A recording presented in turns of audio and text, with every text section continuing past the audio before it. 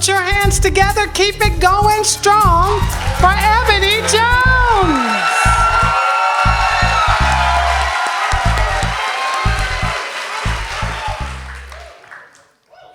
It was December 14th, 2012. I was sitting in my mother's living room. Pictures of Mansa Musa, Black inventors, great kings of Africa, and that Ernie Barnes portrait of good times graced my mother's living room walls. I was sitting there with my baby on my lap. We were flapping through the big Toys R Us book. I was looking at all the things I wanted him to have and all the things I could not afford. My mother was in the kitchen cooking and the TV was on. We were just really sitting in just this beautiful moment as we always did. I wasn't paying attention to the TV. Of course, I'm tuned into this book with my son. And then I hear breaking news come across the screen. So it catches my attention. I look up and I see on the news screen an aerial view. There were helicopters. It looks like it was a building. There were fire trucks, yellow tape, people running across the screen. The audio was so muffled, I couldn't pick up what was happening. I started to see children and parents holding and hugging. And then I finally hear the newscaster clearly say, mass shooting, Sandy Hook Elementary School. I'm sitting there with my baby on my lap. I feel the complete weight of him in that moment. I feel the complete weight of him in that moment. I see the target on him, the one because he's Black, and the one that we all wear because we're in America.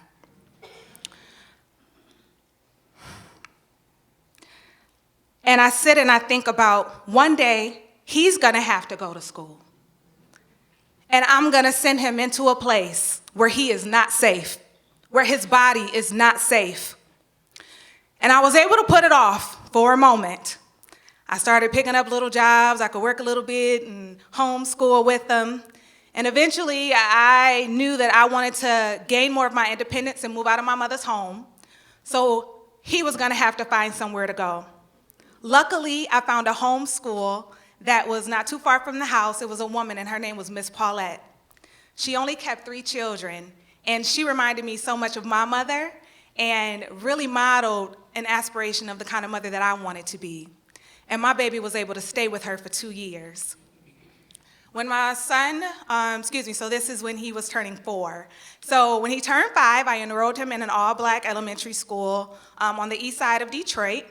And when I would pull up to the school, I would see guards and administrators outside the school around the playground with bullhorns, yelling at the children and the parents, telling them they could not play on the playground. When I would pick him up from school, the guards were there yelling at the children and the parents, telling them they could not play on the playground. Now, contrastingly, I started working in Grosse Pointe, and my desk sat right outside of a window, and I could see an elementary school and a playground. And when I got to school at 8 a.m., I would see parents with their children, and they would be waiting on the bell to ring on the playground. At 12 o'clock in the afternoon, I would be eating my lunch, looking out this window, and I would see nannies and grandparents and mothers walking their children to the playground in the afternoon. I would leave from work sometimes 6 o'clock, 5:30, 6:30, and I would see parents still with their children in the same clothes after they got out of school on this playground. And so I went to my son's school and I asked them, why can't the kids play on the playground? And they told me because they didn't have anyone to guard the playground, like my baby was in a prison. That moment, I let my son do whatever he wanted. From that point on, I was searching for liberation for my baby. And I let my baby climb on statues, light posts. If we were walking outside of a building and they had that big flower pot with rocks in it, we was taking rocks and we was going home and we were gonna paint them.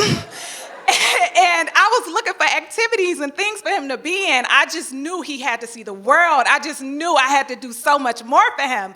And one of the things I did was I enrolled him in a swimming class at Howman Recreation Center, on the east side. And so we're there, and it's about the first or second class of the swim class for him. And I'm sitting about 15 meters away from him and the pool instructor. So I see my baby really confident, he's excited, he's in 3 feet of water, and the the swim instructor starts to guide my son from 3 feet into 10 feet water. I'm trusting the process. He has his hand, he's guiding my son to hold on to the side of the pool and inch himself along to 10 feet. I'm watching. When my son gets over to 10 feet, this man grabs the top of my son's head and thrust it down into 10 feet of water while yelling at him, "Touch the bottom. Don't get up until you touch the bottom." I feel like I'm falling into the concrete on the side of the pool. I am being sucked into something. I'm watching this man murder my child, and I have a front row seat. I am losing my shit. I get the courage, and my feet feel like I have cement on them. I'm walking over to my baby to get him from this man. And as I'm walking over to him, I get my son safely out of the pool. This lesson is over. We have to go. He got to get back in this water. You gonna make him soft. This man rises up above me and is talking to me like we are about to go head to head. I'm safely walking away, getting my son out of this pool, getting my son out of Howman Recreation Center and into the car. And as we're riding home, I'm apologizing to my son. I'm apologizing when we get home.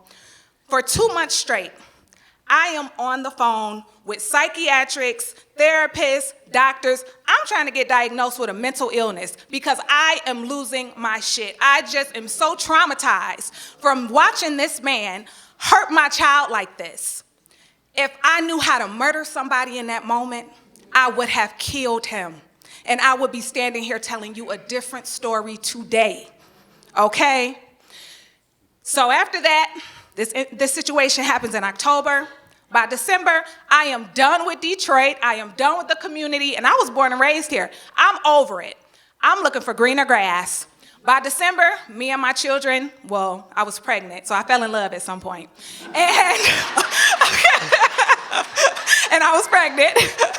And by the time I get to Royal Oak to see if the grass is greener, and there are parks all around us. They're within a 10-minute walk of every direction of our home. And my son can ride his bike to school. He doesn't have to lock it up. And all their lawns are manicured. We, have access to downtown. So I'm thinking we're in a good spot. I find out that the school does not have Black History Month. And my son is 1 out of 20 Black kids in the school. There are also no Black teachers. One day we're walking home, and I asked my son, how's school? We're just talking. And he tells me, school is good, but I wish, she wouldn't take me out of class. Who's taking you out of class? Well, the teacher's taking me out of class. Well, what does she say? She just says, it's not like that. Of course, I go and have a meeting with the school. So I'm meeting with the principal and the teacher, and we're having this conversation, and she's telling me how much she loves my son and how bright he is. Sounds great. So I asked her, is there any moment during your instruction where you take a child out of the classroom and isolate him away from the rest of his peers? This white face turns completely red.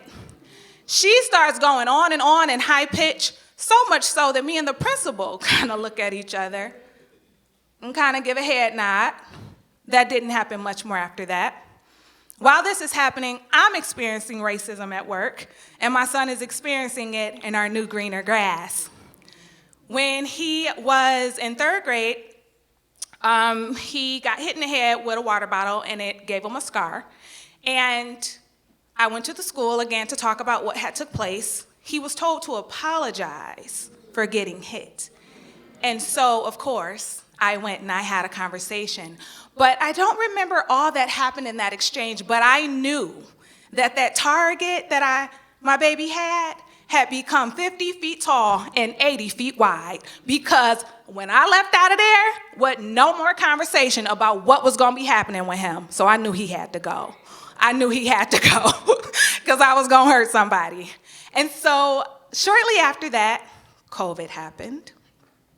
And so I was able to enroll him into an online program While COVID was taking place, my little baby that I had was 2 years old at the time.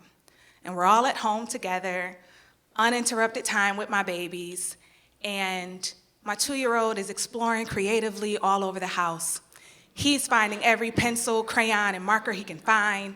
And he's going across our living room walls, our bedroom walls, my son's walls.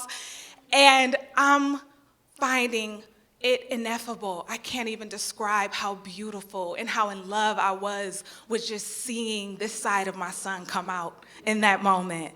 I was just so celebratory of his creativity and him exploring it and him being safe, and we ain't got to worry about racism, and we taking walks, and we were just together during this really trying and horrible time, but I didn't have to worry about so many things that I always have to worry about when it comes to my kids. And I started collecting and writing notes about these moments that me and my children were sharing together. And in 2022, I created my first book, my first children's book, and it's called Me and Mine. It's really an inspiration of my children and their drawing and their writings and all the things that I've learned from them and that they've learned from me and that I've learned from watching them learn from each other. And it's just really a beautiful memento of just capturing those times with them and my appreciation for them being in my lives. Now, 2024, my older son is 13, my baby is 5, and just Saturday while we were riding home in the car, my 5-year-old shares with me that his teacher has physically assaulted him at school. This was 6 days ago. I remember when things like this would happen and I would freeze and I would fall into floors. Now I just stand tall and I call my lawyer. We on speed dial, and this is where we at. I have learned so much from my children, and I've realized that I am the safe space. I understand what the world is and what it's not and what it could be. I am the safe place. And I just want to honor all the mothers in this room and out in the world who are the safe places for their babies. Thank you.